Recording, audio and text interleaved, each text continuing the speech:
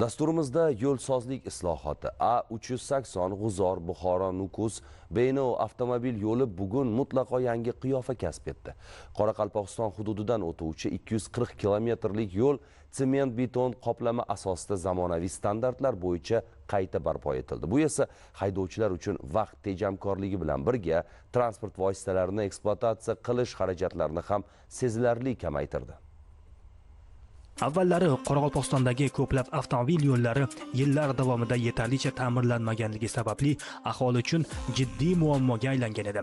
Ayniqsa mamlakatimiz va qo'shni davlatlar o'rtasidagi muhim transport yo'lagi hisoblangan A380 G'uzor Buxoro Nukus Beyno avtomobil yo'lining ayrim qismlari og'ir ahvolga kelib qolganini bu yo'ldan muntazam foydalangan har bir haydovchi yaxshi eslaydi. Prezidentimiz tashabbusi bilan A380 magistral yo'lining Qoraqalpog'iston hududidan o'tuvchi 240 kilometr qismi to'liq rekonstruksiya qilinib, sement beton qoplama asosida qayta qurildi va 2024-yili foydalanishga topshirildi.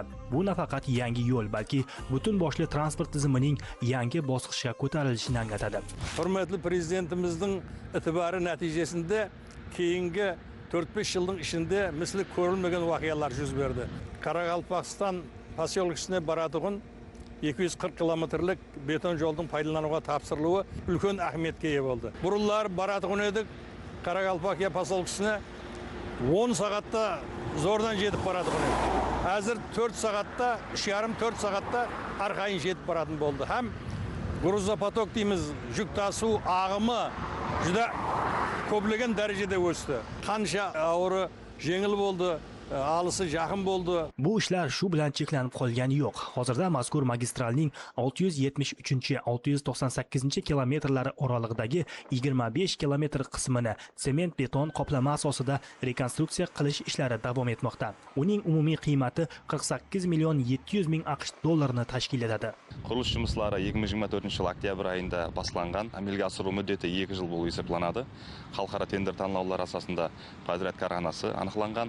Объектте құрылыс қадағалау жұмысларын әмелге асыру үшін Құбыла Кореяның Yoshin Engineering компаниясы халықара инженер консультантлары тарапынан жұмыслар әмелге асырылмақта. Проект шеңберінде жол қапламасы 80 см қалыңлықта конструкция жатқызылады. Соның үстіңгі қапламы 27 см сement бетон қапламасы есептелінеді. Жол проекті бойынша бұл автомобильдің әрбір мостына түсетін ауырлық 13 тонна осевая нагрузка есебіменен проект қылынған. Алдын бұл жол екі полосалы болса, сол проект әмелге асырылғаннан кейін 4 полосалы етіп қайта құрылады. Жолlarda hareket қауіпсіздігін тәмінлеу ilajlarida hesapқа алынған екі жерде автомобильдердің қайырылып алу көпірлері құрылады. Темір жол үстінен өтуші учаскасында жол өткізгіш құрылып жатыр. Hozir biz A380 magistral trassasining yangidan rekonstruksiyadan chiqqan qismida harakatlanyapmiz. Anchagina sifatli, qulay, yaxshigina yo'lga aylanibdi. Endi bundan bir 2-3 yil avvalgi bu yo'lning holatlari hozir yodimga tushyapti. Bilasizmi, shu vaqtlarda bu yo'llarda harakatlanish anchagina qiyin edi. Yo'l tor va sifatsiz, unqur-chunqurli yo'llar edi. Avariyaning o'chog'i sifatida ham qaralardi mana yo'llar. Hozir esa qarang, mana barcha qulayliklar yaratilgan, zamonaviy va xavfsiz yo'lga aylangan. Aslida davlatimizda amalga oshirilayotgan islohotlarning yo'l infratuzilmasini yaxshilash borasidagi qaror va farmonlarning natijasi mana shu. Yo'l qurilishi sohasidagi ishlar alohida obyektlar bilan cheklanib qolmayapti.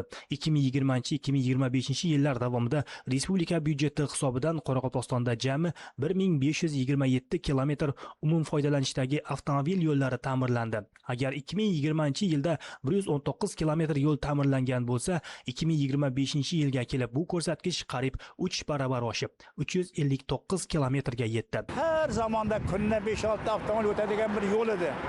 Biz ko'zimiz bilan ko'rganmiz, mana shu yerda Qaratov degan joyga ekskursiyaga kelganmiz. Ayniqsa so'nggi 10 yilda ana shu Beyno G'uzor yo'liga juda katta e'tibor berilyapti. Hech qanday tashuvchi ham, shofyor ham qiynalmaydi, avtomobil ham qiynalmaydi. Yukimiz ham xavfsiz yaxshi bo'lib boradi. Demak, bizning rivojlanishimizda, taraqqiyotimizda buning juda katta ahamiyati bor. Prezidentimiz ham salomat bo'lsin. Xalqimizning qadrlari uchun hamma qilayotgan ishlarini Allohim hamma madadkor, ko'makdor bo'lishini so'rab, yaratgandan so'rab qolaman. Ayni paytda prezidentimizning 2026-2028 yillarda ijtimoiy va ishlab chiqarish infratuzilmasini rivojlantirish chora-tadbirlari to'g'risidagi qaror asosida A380 avtomobil yo'lining Xo'jayli tumani hududida joylashgan 787,5 kilometrdagi yo'l o'tkazgich ham rekonstruksiya qilinmoqda. Yo'llardagi o'zgarishlarni faqat shaharlardagina emas, eng chekka tumanlarda ham ko'rish mumkin. Prezidentimizning 2026 yılı 5 fevraldagi 49 sonli qarorida dekar Qoraqalpog'iston Respublikasidagi 4 og'ir rayoni ham 90 og'ir mahalla бағдарламасы dekarında 94 kilometr yo'l remontlangani rejalashtirilgan. Bulardan atab o'tadigan bo'lsak, Bo'ristov, Xonko'l, Shomanay, Mo'ynoq rayonlari kiradi. Hozirgi vaqtda bu rayonlarda yo'llarda o'nglov bo'yicha ko'lamda жұмыстар amalga oshirilmoqda. Qoraqalpog'istonda amalga oshirilayotgan bugungi keng ko'lamli yo'l qurilish ishlari nafaqat infratuzilmani yangilamoqda, balki minglab insonlarning hayot sifatiga ham ijobiy ta'sir ko'rsatmoqda.